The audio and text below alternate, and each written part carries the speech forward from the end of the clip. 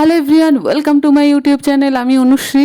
আজকে আমি একটি নতুন ভিডিও নিয়ে চলে এসেছি। আজকের ভিডিওটি হচ্ছে পালস রেট মেজারমেন্ট সম্পর্কে, যাকে বাংলায় বলে নাড়ি স্পন্দন পরিমাপ।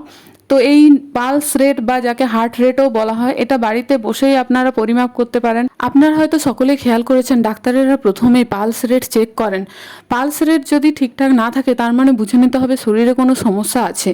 তো বন্ধুরা, পুরো ভিডিওটা দেখো, ভালো লাগলে লাইক কমেন্ট শেয়ার অবশ্যই করো। আর এই ভিডিওটা দেখার পর কাকু কাকিমাদের শিখিয়ে দিও যে কিভাবে পালস রেট মাপে, কারণ তারা নিজেদের শরীর সম্পর্কে সচেতন থাকতে পারবে। তো বন্ধুরা, আগে দেখায় যে কোথায় কোথায় পালস রেট মাপা সম্ভব। এখানে হচ্ছে বিভিন্ন আর্টারি বা ধমনির ছবি দেওয়া আছে। এই জায়গাগুলোতে আমরা পালস রেট মাপতে পারি, যেমন carotid, axial, brachial, radial, femoral, popliteal, dorsalis, pedis আর পস্টেরিয়ার টিবিয়াল। তো বন্ধুরা, এখানে বিভিন্ন আর্টারি বা ধমনির নাম দেওয়া আছে। আমরা জানি যে ধমনির স্পন্দন আছে, তো এই ধমনির স্পন্দনটাই আমরা অনুভব করতে পারি এবং পালস রেটটা চেক করতে পারি। তো প্রথমে দেখায় ব্লাড প্রেশার যেখানে মাপা হয়, সেখানে আছে ব্রাকিয়াল আর্টারি। এই ব্রাকিয়াল আর্টারিতে আমরা পালস পাই।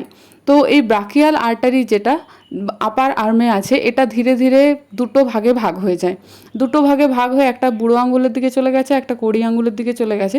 তো এই ব্রাকিয়াল আর্টারি, একটা উপরের দিকেরটা বলে রেডিয়াল, নিচেরটা বলে আলনার।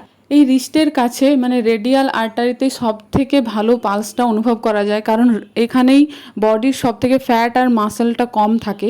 এই রিস্টের কাছে আমরা middle finger, index finger and ring finger, এই তিনটে ফিঙ্গারকে হালকা প্রেস করে আমরা এখানে স্পন্দনটা অনুভব করব। তো এই স্পন্দনটা অনুভব করার সময় কয়েকটা জিনিস খেয়াল রাখতে হবে। তো প্রথমে আমি যে সাবজেক্ট, মানে আমরা যে পেশেন্ট, তাকে সাবজেক্টও বলা হয়, তো তাকে বসিয়ে কিংবা শুইয়ে আমরা এটা মেজারমেন্ট করতে পারি, মানে supine posture and sitting posture. এরপর লাগবে একটা স্টপওয়াচ। স্টপওয়াচটাতে আমরা 1 মিনিট কাউন্ট করতে পারি, কিংবা 30 সেকেন্ডের জন্যও আমরা সেটা কাউন্ট করতে পারি। 30 সেকেন্ডের জন্য কাউন্ট করলে 2 দিয়ে গুণ করে দেবো, তাহলে হয়ে যাবে। তাহলে প্রথমে আমরা 30 সেকেন্ডের জন্য এখানে স্টার্ট করছি। তো প্রথমে হচ্ছে রিং ফিঙ্গার অ্যান্ড ইন্ডেক্স ফিঙ্গারটাকে একটু জোরে প্রেস করব, আর মিডল ফিঙ্গারটাকে হালকাভাবে মিডিলে জাস্ট হালকাভাবে টাচ করিয়ে জাস্ট অনুভব করব স্পন্দনটা। এরপর স্টপওয়াচটা স্টার্ট করলাম। স্টপওয়াচটা স্টার্ট করার পর তো আমরা স্টপওয়াচের দিকে খেয়াল রাখবো, টাইমটা কতটা এগোচ্ছে সেটার দিকে। কিন্তু তার সাথে সাথে আমাদেরকে কিন্তু দেখতে হবে যে নাড়ি স্পন্দনের যে অনুভব, সেটা আমরা কতবার অনুভব করছি। 1 2 করে মনে মনেই কাউন্ট করতে হবে। যখন 30 সেকেন্ড টাইম স্টপ করব আমরা, তখন কিন্তু কতবার এটা কাউন্ট করলাম স্পন্দনটা, সেটা কিন্তু মনে রাখতে হবে। তারপরে নেক্সট কাউন্টিংটা হবে যে আমরা 1 মিনিটে তাহলে কত পেলাম, এটা একটা ক্যালকুলেশন আছে। এই ক্যালকুলেশনটা একটু খাতায় করিয়ে দেখিয়ে দিচ্ছি। তো প্রথমে সাবজেক্ট নেম থাকবে, এজ, সেক্স, ফিমেল না মেল, আর পালস রেট। তো আমরা জানি নর্মাল যে পালস রেট, সেই নর্মাল পালস রেট কিন্তু পালস রেটকে শর্টে পিআরও লেখা হয়, সেটা 72 বিটস পার মিনিট। এটা হচ্ছে নর্মাল। সেটা 70 থেকে 80 বিটস পার মিনিটের মধ্যে থাকলেও নর্মাল। তো এই পালস রেটটা আমরা যেটা পেলাম 30 সেকেন্ডে পেলাম 40 বিটস পার মিনিট। তাহলে 40 যদি হয়, তাহলে 1 মিনিটে কত হবে, 2 দিয়ে মাল্টিপ্লাই করলাম, 40 into 2 is equal to 80 beats per minute. তাহলে এখন আমি পেলাম 80 বিটস পার মিনিট।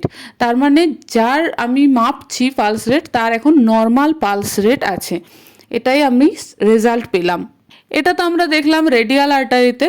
এরপর ব্রাকিয়াল আর্টারিতেও আমরা পালস পাই, কিন্তু ব্রাকিয়াল আর্টারিতে যখন ব্লাড প্রেশার মাপা হয়, তখন যে কাফটা হাতের ওপর বাঁধা হয়, তার নিচের যে আর্টারি, সেখানে আমরা কিন্তু আঙুল দিয়ে অনুভব করলেই বুঝতে পারবো যে পালস রেট এখান থেকেও মাপা যায়, মানে পালসটা এখানেও অনুভূত হয়। এখান থেকে আমরা ব্লাড প্রেশারটা মাপতে পারি। আমরা সেখানে স্টেথোস্কোপ যে মেশিনটি, সেটা ইউজ করি। এরপর দেখব carotid artery, side of neck, মানে আমরা ঘাড়ের কাছে সাইডে দেখব যে এখানে কিভাবে মাপা হয়। তো আমরা প্রথমে এই যেখানে থ্রোট মানে গলার পোর্শনটা, ট্রাকিয়া, সেটা সোজা সোজা কানের কাছে নিয়ে যাব।